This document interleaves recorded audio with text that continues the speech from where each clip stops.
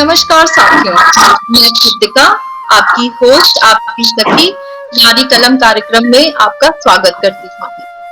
साथियों, जैसा कि आप सभी जानते हैं कि इस कार्यक्रम में हम ज्यादा से ज्यादा अपनी जो महिलाएं हैं उनको मंच देने का प्रयास करते हैं। तो इसी प्रयास में आज हम एक और महिला के साथ चलिए ये शाम रोशन करते हैं। आज की हमारी गेस्ट हैं श्रीमती विभा अग्रवाल और मैं उनको अब स्क्रीन में अपने साथ जोड़ने का प्रयास करती हूँ। विभा जी, मैं अपने दर्शकों WTV की तरफ से आपका बहुत बहुत स्वागत करती हूँ नारी कलम कार्यक्रम में। हमें बड़ा अच्छा लगा आज आपके साथ जुड़ के। नमस्कार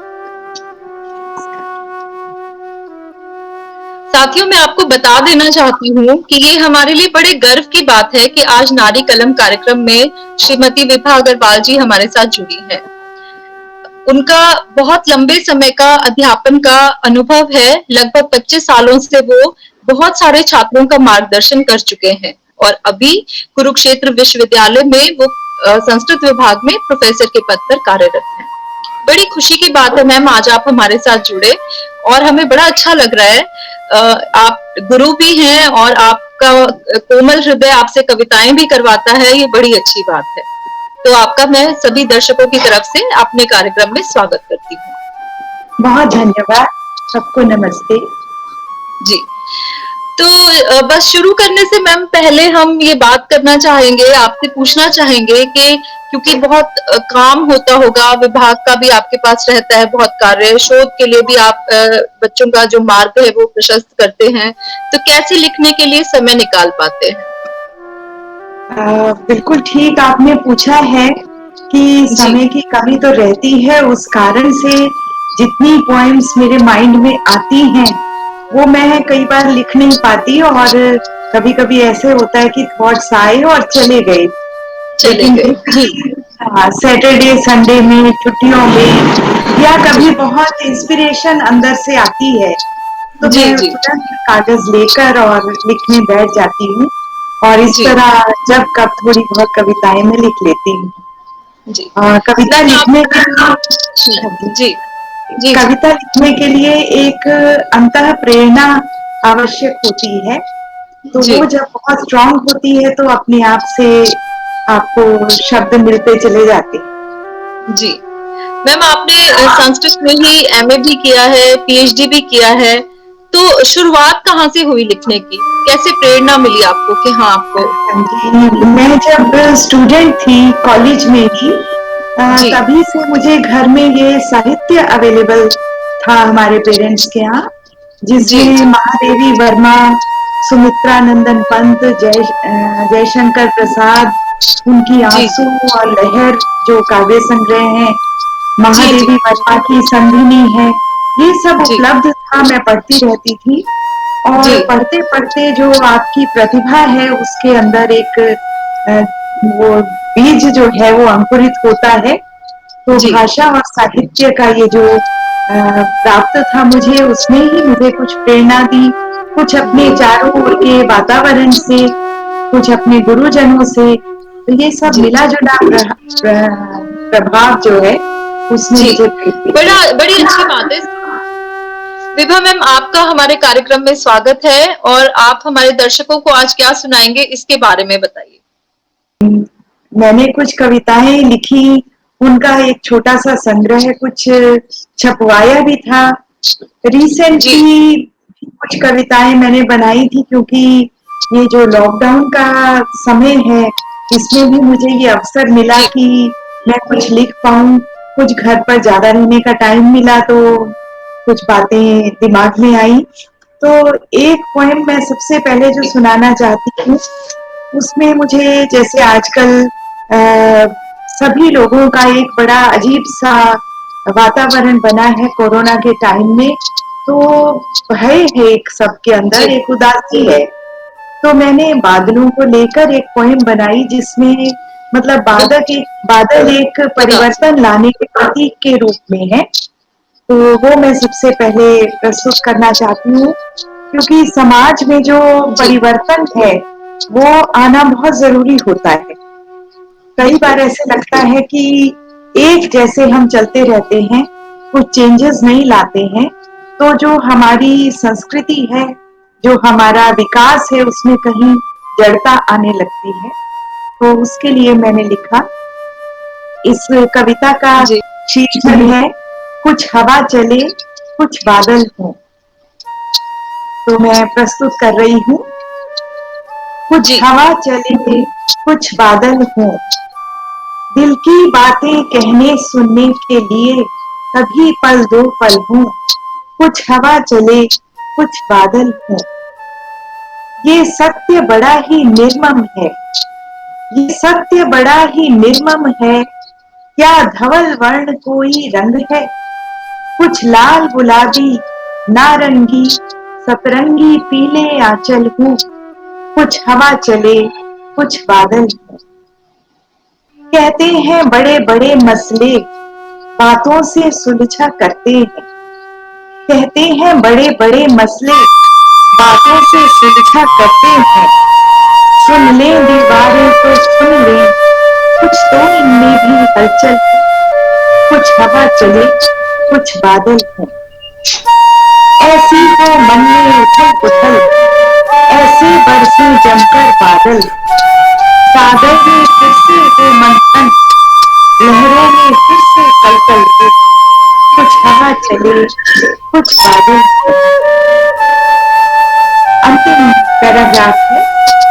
क्या जी पाप पुण्य क्या स्वर्ग मोक्ष, सब चर्चाएं हैं व्यर्थ अगर। क्या पाप पुण्य क्या स्वर्ग मोक्ष, सब चर्चाएं हैं व्यर्थ अगर। स्वर हो वक्री बातों में छल, मन में विषाद का काजल हो। कुछ हवा चले कुछ बादल हो। मैं ये रिपीट करना चाहूंगी। क्या जी पाप पुण्य क्या स्वर्ग मोक्ष, सब चर्चाएं हैं व्यर्थ अगर। स्वर हो वक्री बातों में छल, मन में विषाद का काजल हो। कुछ हवा चले कुछ बादल हो, कुछ हवा चले कुछ बादल हो। दिल की बातें कहने सुनने के लिए कभी पल दो पल हो। कुछ हवा वाह चले कुछ बादल। वाह मैम, शायद ये इस वक्त की जरूरत भी है कि कुछ इस तरह की बातें की जानी चाहिए। कुछ हवा चले कुछ बादल हो। और मुझे लगता है कि फैमिली टाइम काफी हमें मिल पाया कोरोना के आने की वजह से। वही है कि कुछ प्रोज होते हैं कुछ कॉन्स होते हैं, लेकिन वाकई समाज में एक अलग तरीके का डर का माहौल रहा है इन दिनों में। बिल्कुल और बिल्कुल। आप जैसे कवियों ने कुछ लिख कर कुछ सुनाकर हमारे मन को बड़ा अच्छा महसूस करवाया है, तो मैं अपने दर्शकों की तरफ से भी आपको धन्यवाद करती हूँ। बड़ी अच्छी कविता आपने हमें सुनाई है, बहुत खूबसूरत कविता सुनाई है। और बहुत धन्यवाद आगे बढ़ कृतिका। जी हाँ मैम। जी। और इसी क्रम में आगे बढ़ते हैं और आप हमें जो आपको बहुत अजीज हो, जो आपको बड़ा अच्छा, वैसे तो कहते हैं कि शब्द जो हैं वो अपने बच्चों की तरह होते हैं। जब हम लिखकर उसको किसी के सामने प्रस्तुत करते हैं तो वो बिल्कुल ऐसा ही एहसास है जैसे अपना बच्चा किसी को सौंप देना। लेकिन फिर भी बड़ा अच्छा लग रहा है आपसे सुन के। और मैम इसी क्रम में मैं कहूंगी कि अगली कविता पेश कीजिए प्लीज। बहुत सुंदर शब्दों में आपने शब्दों की और कविता की बात की प्रीतिका। आप बहुत अच्छा बोलती हैं। तो थैंक ये यू। कविता बिल्कुल दूसरे डिफरेंट मूड की है जो मैं अब प्रस्तुत कर रही हूँ। एक छोटा जी सा व्यंग्य है कि हमारे समाज में क्या होता है कि समस्याएं चलती रहती हैं, सब सुनते भी हैं, लेकिन जी कोई बहुत संवेदना से उनको समझकर उसको अपनी समस्या मानकर उसकी तरफ ध्यान नहीं देता है। जी सभी तरह जी के लोग हमारे कुछ संवेदना से रहित हो जाते हैं। उसके ऊपर मैंने कुछ लिखी है ये लाइनें। जी आज बहक ले, तो कविता का शीर्षक है जी आज बहक ले, कल बैठेंगे पाप पुण्य का गणित मिलाने। आज बहक लें कल बैठेंगे पाप पुण्य का गणित मिलाने। वादा है कल वही लिखेंगे, कौन टका है पुण्य पाप है कितने आने। वादा वाह है कल वही लिखेंगे, कौन टका है पुण्य पाप है कितने आने। कितना जी काम किया है दिन भर, सड़क बन रही है पिछवाड़े उसको देखा। कितना काम किया है दिन भर, सड़क बन रही है पिछवाड़े उसको देखा। मीटिंग थी फिर 3 बजे, कैसे मिट पाएगी ये हाय गरीबी रेखा। देर शाम तक फाइलों में उलझाकर चश्मा, देर शाम तक फाइलों में उलझाकर चश्मा, फुर्सत के 2 पल पाए हैं किसी बहाने, आज बहक ले, आज जी बहक ले, कल बैठेंगे पाप पुण्य का गणित मिलाने। वाह। अब अगले दिन है प्रेस कॉन्फ्रेंस, अगले दिन है प्रेस कॉन्फ्रेंस, बड़े शहर में इतनी दुर्घटनाएं क्यों हैं? जाति धर्म के भेदभाव से ध्वस्त हुई मानवता की रचनाएं क्यों हैं? जी जाति धर्म के भेदभाव से ध्वस्त हुई मानवता की रचनाएं क्यों हैं? क्या उत्तर दें, किसको जिम्मेदार बताएं? क्या उत्तर दें, किसको जिम्मेदार बताएं? आंखें मूंद सभी से मानो है अनजाने, आज बहक ले, आज बहक ले, कल बैठेंगे पाप पुण्य का गणित मिलाने। वादा है कल वही लिखेंगे, कौन टका है पुण्य, पाप के कितने आने। तो ये बहुत कविता समाज से जुड़ी हुई मैंने बिल्कुल लिखी मैम, बिल्कुल समसामयिक, एक तरह से कह सकते हैं हम कंटेम्प्रेरी रचना है। Thank you. है ये। आज के समय समाज पे, सरकार पे इतने सारे सवाल उठा दिए पड़ेगा, देखना पड़ेगा कि हमारा देश या हम लोग खुद एक इंसान के रूप में किधर बढ़ रहे हैं। तो बड़ा अच्छा लगा मैम सुन के। और ये शायद एक कवि की खास बात होती होगी कि जब वो लिखता है तो वो जो भी आसपास घटित हो रहा है उससे आंखें कभी नहीं मूंदता, वो बहुत हमेशा अच्छी बात। अ, हाँ, अगर जी कवि के अंदर आपके चारों ओर के प्रति संवेदना हाँ नहीं होती, तो नहीं फिर वो काव्य आप दूसरों के दिलों से आपको जोड़ नहीं पाता। और जोड़ कविता नहीं को पाते हैं। चाहिए जो जिसको भी पढ़ने को मिले वो ये सोचे कि ये मेरा ही भाव है। मेरा ही तो भाव जब है, ऐसा, बिल्कुल। हाँ जी, जी, तो चलिए मैम फिर आगे बढ़ते हैं और आप अपनी अगली कविता हमारे दर्शकों के लिए सुना दीजिए। मैं इसके बारे में भी बता देना चाहूंगी कि जी हमारे देश में नारी को लेकर हमेशा से एक विमर्श चलता रहा है, क्योंकि हमेशा से कुछ समस्याएं नारी के साथ बनी रही। बनी समाज में रही। जी किस प्रकार से, किन कारणों से ये विकृति आई कि हमारे देश में जहाँ नारियों को देवी का सम्मान दिया जाता है, वहाँ जी ऐसी दुर्दशा भी हुई कि जो नारी है उसको उसके अधिकार नहीं मिले और उसकी झोली में केवल आंसू आए। तो जी ये देखकर मुझे लगा कि एक नारी के चेतना के लिए मुझे कुछ लाइनें लिखनी चाहिए, कि कुछ जी ऐसा करूं कि जो नारी है वो सशक्त हो, उसको कविता को पढ़कर ये अनुभूति हो कि मैं समर्थ हूँ, मैं हर कार्य करने में, हर संघर्ष करने में, सफल होने में, जीवन के लक्ष्य को पाने में समर्थ हूँ। तो इसी समझ। भावना के साथ मैंने ये कविता लिखी थी। जी लिखती हूँ थोड़ा सा लेकिन अपने मन की गाती हूँ, शब्दों की हेरा फेरी से वही बात दोहराती हूँ। जी लिखती हूँ थोड़ा सा लेकिन अपने मन की गाती हूँ, शब्दों की हेरा फेरी से वही बात दोहराती हूँ।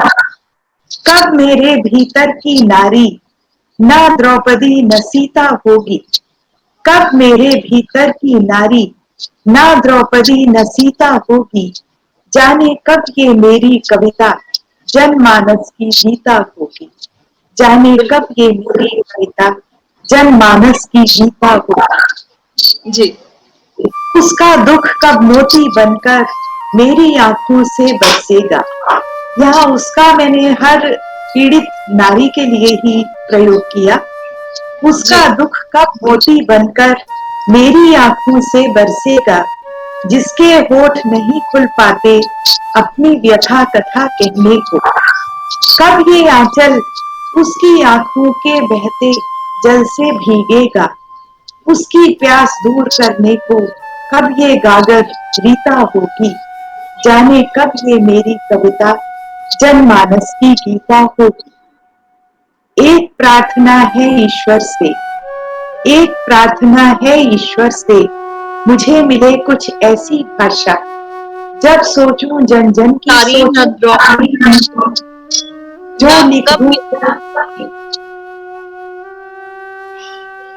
जी एक प्रार्थना है ईश्वर से, मुझे मिले कुछ ऐसी भाषा, जब सोचूं जन जन की सोचूं जो लिख दूं वो हो परिभाषा। जब जागूं सबका प्रभात हो, जब जागूं सबका प्रभात हो, जो कह दूं कविता हो जाए, वेदन संवेदन बन जाए, सबकी आशा मम अभिलाषा। माँ निषाद कब कह पाऊंगी। यहाँ माँ निषाद के बारे में मैं बता देना चाहती हूँ कि रामायण में जो क्रौंच पक्षी का प्रसंग आता है जी कि वाल्मीकि जब नदी के किनारे घूम रहे थे तो उन्होंने देखा कि क्रौंच पक्षी के जोड़े में से एक का शिकारी ने वध कर दिया। तो जी उनके मुख से जो श्लोक निकला उसकी पहला शब्द यही है, माँ निषाद। निषाद माँ का मतलब है शिकारी।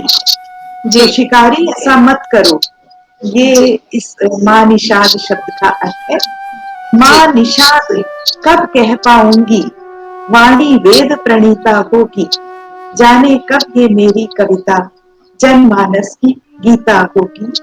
माँ निषाद कब कह पाऊंगी, वाणी वेद प्रणीता होगी, जाने कब ये मेरी कविता जनमानस की गीता होगी। ये बहुत धन्यवाद आपका। मैम आपने बड़ा अच्छा कहा है और इसके अंदर एक लाइन थी कि कब मेरी भीतर की नारी न द्रौपदी होगी न सीता होगी। ये बड़ी खूबसूरत पंक्ति है और अपने आप में बहुत कुछ समाहित किया है कि आप हमें न सीता समझिए न आप हमें कुछ कोई देवी समझिए, बस आप हमें जी एक इंसान समझिए और अपने बराबर का बिल्कुल इंसान समझिए। तो बिल्कुल ये बिल्कुल। लिखने वाले का आपका भी भाव बहुत खूबसूरत है और जो मैं समझ पाई इसे वो यही समझा कि सब कुछ बनाने से पहले हमें एक बराबर इंसान का दर्जा अगर मिल जाए तो ऐसा कोई कार्य नहीं है जो नारी नहीं कर सकती है। और बिल्कुल ठीक। बहुत ही हाँ जी बहुत सुंदर आपने कविता लिखी है। मुझे तीनों ही कविताएं बहुत पसंद आई और मैं आशा कर रही हूँ कि हमारे दर्शक आज पूरा आनंद ले रहे होंगे। वैसे भी आप पढ़ते हुए भी जैसे समझा के कह रहे हैं तो पता चल रहा है कि आप लंबे समय से अध्यापन में हैं और बिल्कुल आज हमें वो क्लासरूम वाली स्टूडेंट वाली फीलिंग आ रही है। तो बड़ा अच्छा लगा विभा जी, बहुत ही अच्छा हमें लग रहा है। और मैं रिक्वेस्ट करती हूँ कि एक और कविता आप हमें सुना दीजिए। ठीक है, एक और है जी आपकी रिक्वेस्ट पर।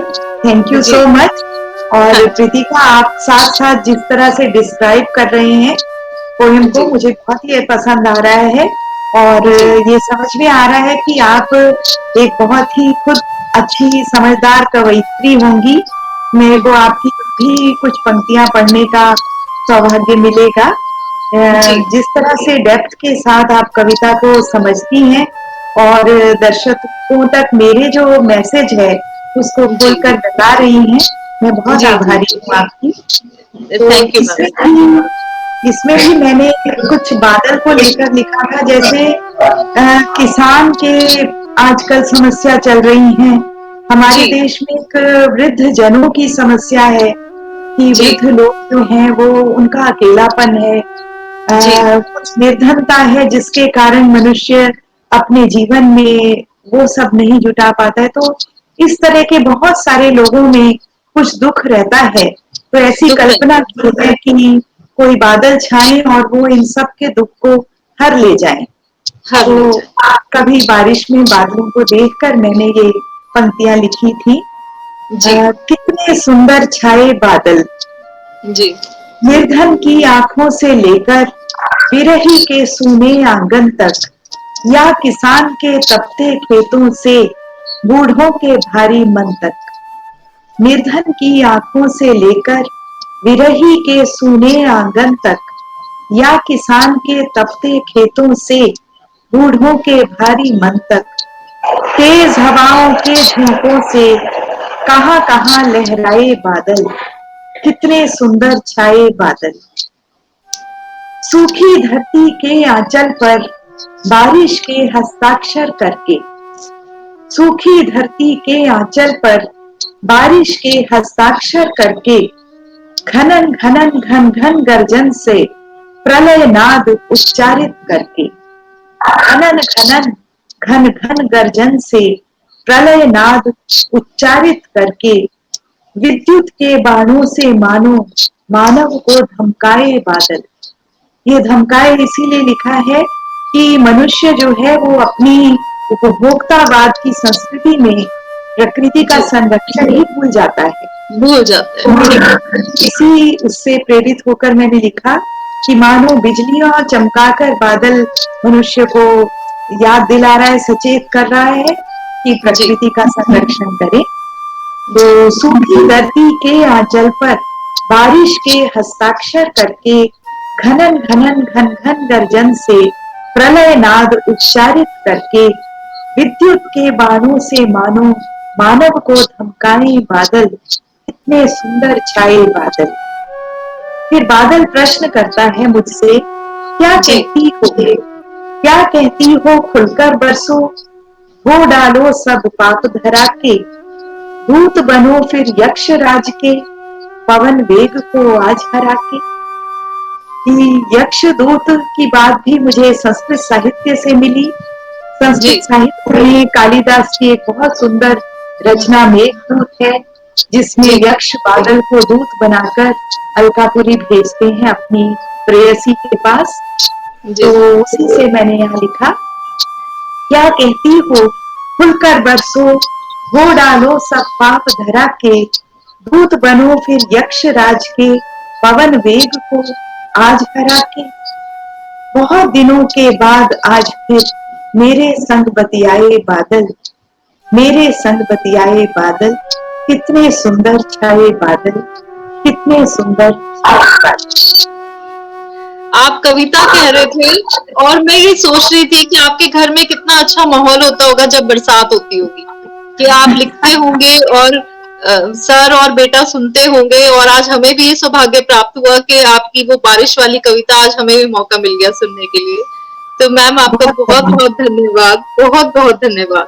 और मैं आज सोच रही हूँ आज हमारे दर्शकों ने पूरा आनंद लिया है, अलग अलग टॉपिक पे, अलग अलग बातों पे कविताएं आज उनको सुनने को मिली हैं, तो बड़ा अच्छा लगा, बहुत ही अच्छा। और करती हूँ आपके कि आपने मुझे यहाँ आमंत्रित किया, और ये जो पूरा चैनल है इसकी जो संयोजिका है मैडम सुनीता धारीवाल जी का, और सभी का बहुत धन्यवाद करती हूँ। और प्रीतिका, विशेष रूप से आपसे यहाँ मुलाकात हुई और इतना अच्छा आपने इसको हैंडल किया, मुझे बहुत खुशी हुई। मुझे बस हम कोशिश करेंगे कि आगे भी हम जुड़ते रहें, और आपने कुछ आपके संग्रह हैं, काव्य संग्रह, जिसपे हम चर्चा करेंगे अलग अलग कविताओं पे आगे कभी जब हमारे पास समय होगा। और आप हमारे कार्यक्रम से जुड़े रहिए। जी हाँ, एक संदेश मैं सभी को देना चाहती हूँ।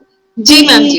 काव्य लिखना, पढ़ना, सुनना, ये सब जो एक साहित्यिक अभिरुचि को जन्म देता है, वो आपके व्यक्तित्व को बहुत निखारता है। भाषा और साहित्य जो है उनको हमें बनाए रखना है, क्योंकि भाषा अगर कमजोर पड़ती है तो शब्द खो जाते हैं और अर्थ भी खो जाते हैं। बिल्कुल। तो इसलिए और मुझे लगता है काव्य जो है या जो लिखना पढ़ना है, साहित्य है, वो इंसान को संवेदनशील भी बनाता है, उसकी संवेदनाओं को जगाता है, उसके आसपास का जो माहौल है मुझे लगता है उसको बेहतर बनाता है। विभा जी, आप हमारे कार्यक्रम में आए, मैं अपने सभी दर्शकों की तरफ से, अपनी तरफ से, WTV की तरफ से आपका बहुत बहुत धन्यवाद करती हूँ, और आशा करते हैं हम इसी तरह आगे भी जुड़े रहेंगे। जी अवश्य, मेरे लिए भी बहुत सौभाग्य की बात है कि मैं इस चैनल में जुड़ी हूँ। जी मैम। तो एक छोटा सा आखिरी संदेश हमें दे दीजिए, कवयित्री के नाते भी और अध्यापक के नाते भी। बहुत अच्छी बात आपने पूछी।